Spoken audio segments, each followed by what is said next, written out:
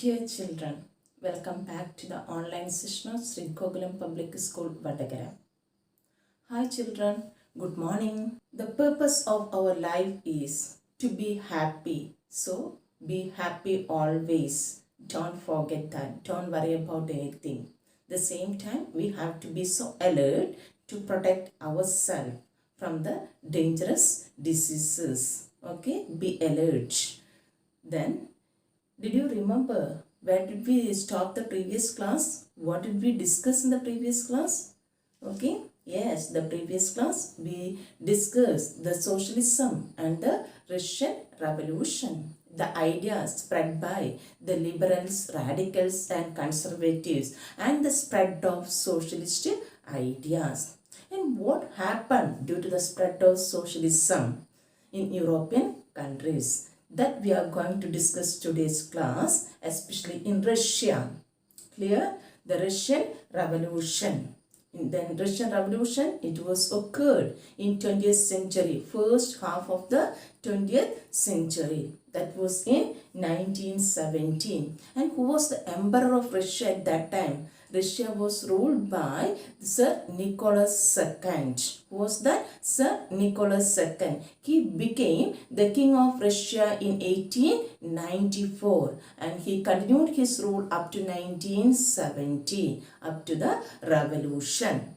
Clear it? Then here the Russian Revolution that occurred in two stages. The first stage, then February 1917.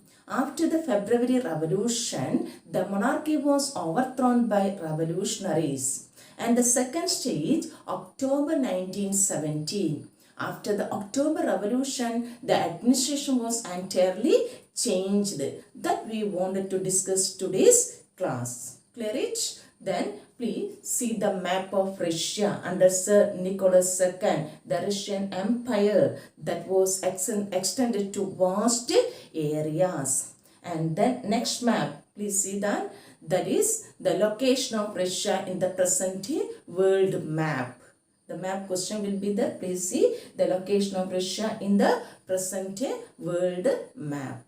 Clear it? Okay. Then the Russia was under the control of Tsar Nicholas II.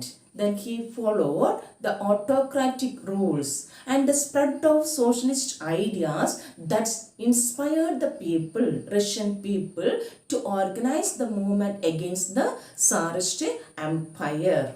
Okay, then first we have to discuss what were the political, social and economic condition of Russia that led to the revolution. First of all, the political condition. Okay, the Russian Empire that was a vast empire under Tsar Nicholas II. It includes the present-day Finland, Latvia, Lithuania, Estonia and parts of Poland, Ukraine and Belarus, like that vast empire. Clear it? And this area extended to the Pacific Ocean and the present day relation states like Georgia, Armenia and Azerbaijan. And the Russian people, they believed mainly, or the majority of the people, they followed the Orthodox Christianity. Majority of them were Orthodox Christianity, and this Christianity that were grown out from what the Greek Orthodox, the Greek Christianity. Clear? Besides this Christianity, there lived other religious people like Catholics, Protestants, Muslims, as well as the Buddhists. Clear? The condition, political situation of Russia, it was under the control of whom? Russian Empire, Tsar Nicholas II. See this chart. Clear? And then they extended up to the Pacific Ocean and the present day Central Asian countries like Georgia, Armenia and Azerbaijan. And the main religion, what was that? The main religion that was Orthodox Christianity. Besides that, it includes Buddhism as well as Muslims and Buddhists also. Clear? Next, we can discuss the economic condition of Russia. The main occupation of the Russian, that was agriculture. Majority of the people, The 85% of the Russia engaged in agriculture. Listen, and they produce the grains for their own needs and the remaining they sold in the market. Listen, when compared to the other European countries like France and Germany, then Russia produced more and more agricultural grains. Clear? Then in France and Germany 40 to 50% only, but in Russia 85% of the people engaged in what? The agriculture. And Russia was the major exporter of grains at that time. Russia was the major exporter of the grains at that time.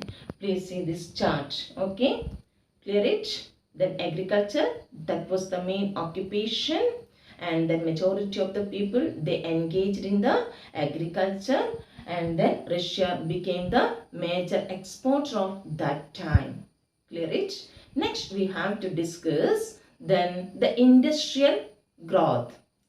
Clear it? The industrial growth. Industry was very less in number. Less number of industries were only there in Russia at that time, and that was mainly in the cities like St. Petersburg and Moscow. The industry production that was mainly done by the craftsmen. Listen, the industrial production that was mainly done by the craftsmen. That means small scale industries. Besides the small scale industries, there were the less number of factories also. Majority agriculture, then less number of then craftspeople as well as then factories also existed in Russia. And many factories that were set up after the expansion of the railways. More and more factories they started after the expansion of railways and started to investment, the foreign investment in the field of industries. Due to the investment, foreign investment and the expansion of railway, then Russian industries developed them. And because of this, the coal production that was doubled and the production of iron and steel that was quadrupled. Listen, 4 times increased the production of iron and steel. Clear it? And in 1900, in some areas, the factory workers and the craftsmen that were almost equal in number. Clear it? Earlier, then craftsmen or small scale industries only, but due to the expansion of railways, then number of industries increased, and by 1900, there were equal number of workers and the craftsmen. Clear it? Please see the chart. Clear it? What is done here? Explaining the number of workers, how much of the percentage of the people engaged in the industrial work, and very less number of workers only engaged in the industries. Clear it? And next we have to discuss what were the condition of workers. Did they get the sufficient wage? Did they get the good working condition? That we can discuss now. Then most of the industries that were the properties of individual or private properties. Okay. So the government they started to control the industries. Then to take care of the wage as well as the working condition of the people. Clear? The government they started to interfere in the industries to take care of the wages as well as to the working condition and the working hours of the workers. But at the same time, it was not possible for the government to prevent the malpractices doing by the industries. They forced the workers to do the hard work as well as to continue the long hours work. Clear? In craft units and small workshop, the working time that was from 15 hours and compared with the 10 or 12 hours in factories. Listen, craftsmen they worked in 15 hours, but in factories the workers they worked in then 10 or 12 hours daily. Then accommodation that was also varied. Earlier they lived in where? That is from rooms to dormitories. Clear? Then due to the expansion of industries, the accommodation also varied from rooms to dormitories. Clear? Please see the chart that explaining the condition of workers. Next, we have to discuss the social condition of Russia. The workers, they were divided into different social groups. Did you remember in France, the society was divided into 3 estates, but here in Russia it was not like that.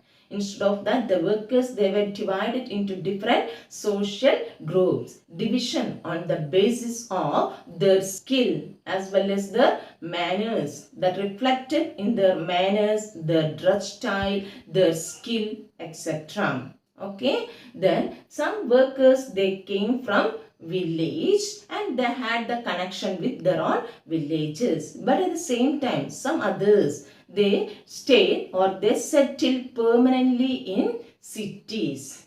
Okay, the workers, they came from village and they had the connection with their own village, but at the same time others, they settled permanently in cities, and others had settled permanently in where? In the cities. And workers were divided by skill also. Here, then metal workers, they considered themselves as aristocrats. Listen, for this metal works, they needed more skill. So, they considered themselves as aristocrats. Because the metal works, the works needed more skill and more training. And the women also actively engaged in the factory works. The 30% of the factory laborers, they were women by 1914. But they got very less wages only. Maybe half of that or 3/4 of the wages only they got.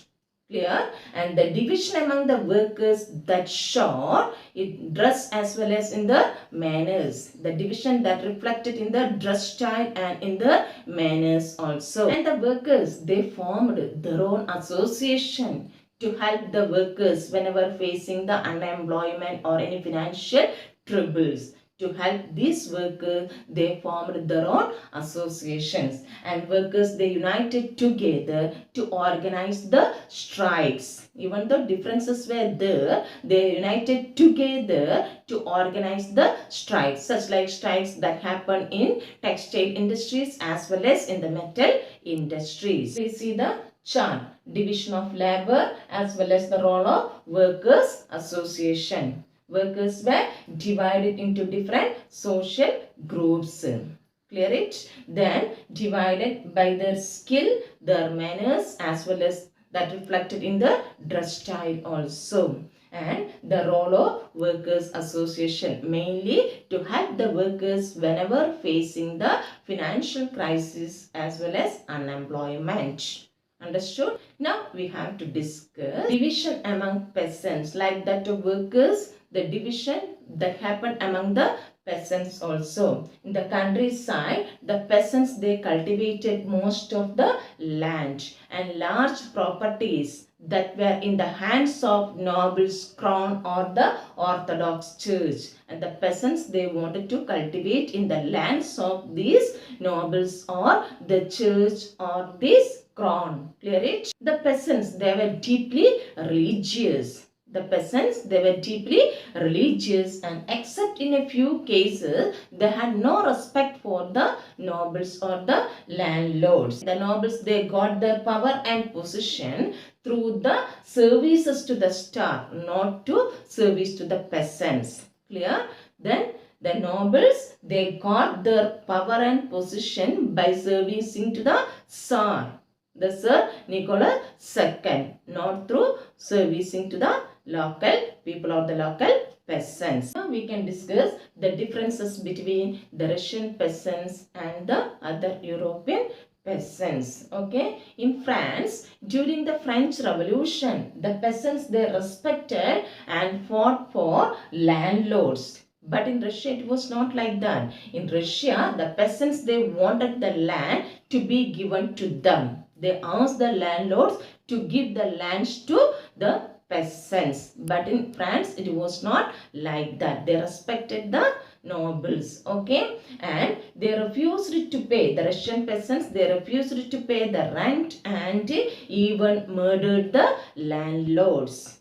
Clear? And this occurred frequently in southern Russia in 1902 and all over Russia in 1905. They murdered the landlords by asking to give the land to the peasants. Okay, that occurred all over Russia in 1905. And the Russian peasants, they pooled their land together periodically, and then next, their commune divided according to the needs of the individual families.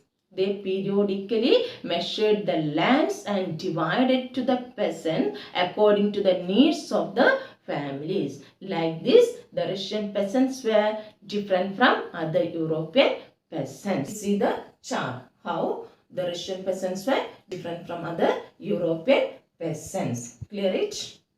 I hope all of you understood. What did we discuss today? We discussed the Russian Revolution, then the political, economic and social condition of Russia that led to the revolution, and the differences between the Russian peasants and other European peasants. Listen, don't forget to complete the note that particular period itself. I will send the questions along with this video class. Okay, so you have to complete the notes. I hope all of you completed the notes up to where we completed. Listen, thank you.